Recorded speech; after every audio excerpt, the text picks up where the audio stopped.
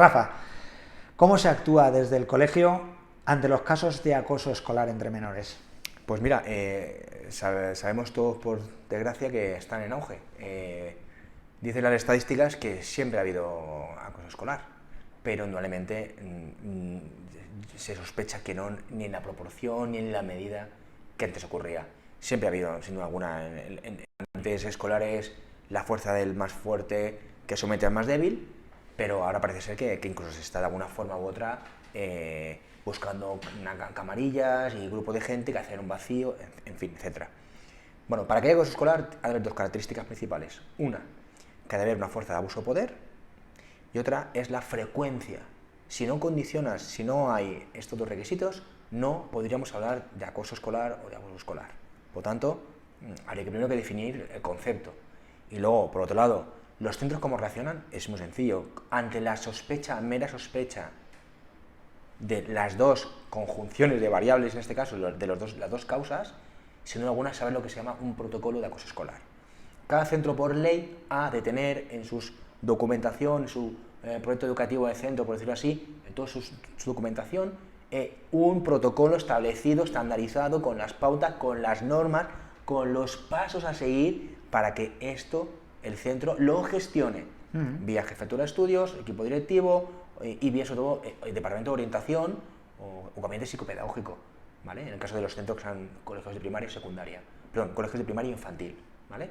Entonces ese sería un poco el cómo afrontan los centros educativos, digamos, esta circunstancia que muchas veces pueden volver a ciertos alumnos. Y Rafa, ¿cómo os percatáis, los profesores, de que un menor está siendo víctima? ¿Qué suele manifestarse en su comportamiento en clase para que salten las alarmas y podáis decir, uff, aquí parece que está ocurriendo algo? Mira, es un tema muy espinoso, porque el docente en ocasiones se percata, pero en muchas ocasiones no es el profesor el que es consciente de la situación.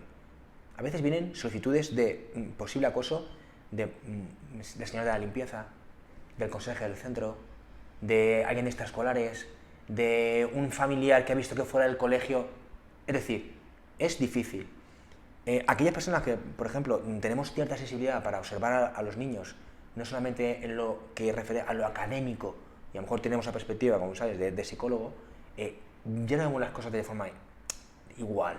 Yo intento siempre, sí, baja el rendimiento, pero el comportamiento sigue igual, está motivado, ves algún tipo de aspaviento cuando pasa al lado de un compañero, ves, ya observas. Y la observación es la herramienta más potente que el docente tiene. Lo que pasa es que muchas veces, digamos que la infravaloramos, ¿no? Parece que no somos tan... Pero si estamos atentos y observamos y nos percatamos, somos un poco sensitivos a lo que ocurre en el aula, a menos en tu aula, tú descubres que efectivamente hay relaciones que no fluyen. Claro, y tú sabes que en esos grupos de trabajo que has planteado o en esa actividad, que hay alumnos que someten a otros. Entonces, una de dos. Asertividad para el que está abajo, poder defender sus derechos, sus intereses hacia los abusones, entre comillas, y luego al acosador, en este caso, darle empatía de lo que es el sufrimiento, de lo que es el acoso, de lo que es el abuso. La verdad, Rafa, es que pasáis muchísimas horas, en muchas ocasiones los críos casi están más tiempo en los centros escolares y en las clases que con los padres, con lo que realmente muchas veces, yo siempre lo digo, la coordinación con los profesores y con el centro escolar es prioritario, sobre todo en estos casos de padres divorciados. ¿Por qué? Porque si sale algo, o sea, si hay una mínima manifestación de una posibilidad de acoso, va a salir en el colegio, porque están allí más tiempo que en cualquier otro lado. Y ¿cómo abordáis en clase para concienciar la necesidad del respeto entre los propios alumnos? Bueno, los centros escolares tienen diferentes herramientas, sobre todo para el trabajo de valores, ¿no? Y sobre todo en las tutorías que se plantean en las aulas, en su momento. Pero yo creo que hoy en día los centros escolares tienen, en toda su programación de aula, en todas sus programaciones de centro, tienen infinidad de actividades transversales, desde teatros, desde salidas, desde actividades extraescolares, pero que están vinculados al centro. Es decir, todo hay un mare magnum de actividades, situaciones que están invitando siempre a lo mismo, al respeto, a la ayuda, más que a la competitividad. Sí, trabajo en equipo, al asumir y al escuchar las opiniones diferentes de los demás, a aceptar al diferente.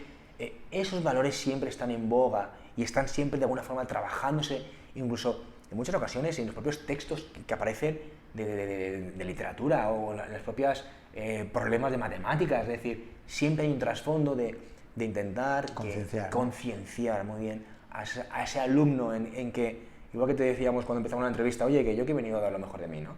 Pues esto es lo mismo, ¿no?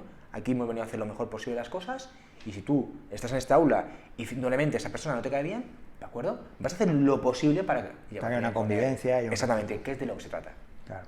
Normalmente los agresores, Rafa, suelen ser niños con problemas de fondo. ¿Cómo se trabaja desde el centro escolar para ayudar a ese menor a salir del papel de agresor? Porque en muchas ocasiones son llamadas de atención, porque esos críos pues, tienen problemas, ¿no?, en casa. Sí.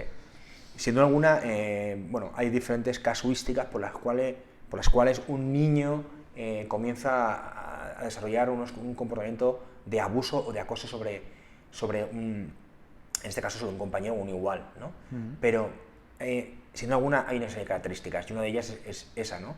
Es siempre, o casi siempre, suelen estar bajo un estado emocional que no es el adecuado, bien sea porque se sienten inseguros, bien sean porque se sienten superiores, bien sea... Hay un trasfondo detrás de ese comportamiento por el cual ese niño hace esas cosas sin ser conscientes de la consecuencia que ello conlleva. Es sabedor que los centros escolares, ya la policía, las fuerzas de seguridad del Estado, están acudiendo ya no solamente a informar sobre las consecuencias que tiene de hacer un acoso vis a vis, poner la zancadilla cuando sale por el pasillo, no, también en las redes sociales. Es decir, esto se ha magnificado y cuesta mucho más controlar. Te estás riendo porque sabes a qué me refiero. Cuesta mucho más controlar, y ese es el problema que está ocurriendo.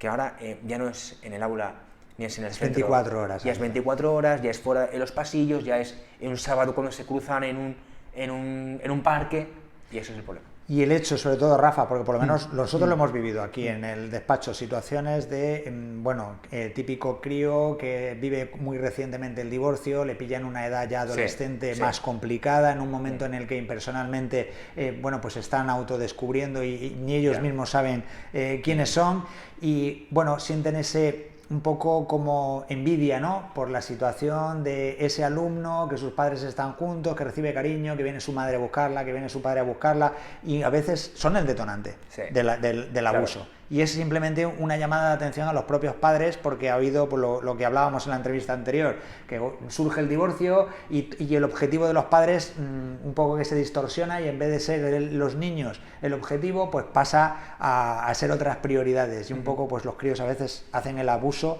como una llamada, ¿no?, para a sus propios padres. Claro, sin duda en esa línea, es decir, la percepción que ese alumno o ese niño en este caso que vive en un ambiente familiar tan desestructurado, conlleva muchas veces a que identifique una posible víctima, porque son muy selectivos a la hora de identificar esa víctima, sobre todo son niños o alumnos que no están socialmente, en ocasiones, muy bien integrados o aceptados en el grupo clase, y sin duda aprovechan la circunstancia para hacer valer, igual que él ha visto a lo mejor de alguna forma ese abuso de poder en el ambiente familiar, reproduce el modelo en el ambiente escolar y acaba sometiendo a alguien que es un compañero de clase. Y me reía porque hablabas de los móviles, y la siguiente pregunta iba de los móviles. ¿Qué pasa con los móviles en las aulas escolares? Parece que los niños no pueden vivir si no están pegados a los móviles, y sobre todo a partir de ciertas edades, con 11 o 12 años, es que son inseparables del móvil. ¿Cómo lo gestionáis? ¿Cómo lo hacéis en los colegios? Es una pena, porque como todo, existe un vacío legal. A mí, yo invitaría desde aquí, desde que estamos aquí, y aprovecho la circunstancia para decir que habría que regularizar esto. Es decir, no es viable que un alumno de 9 años tenga un móvil, que tenga como regalo...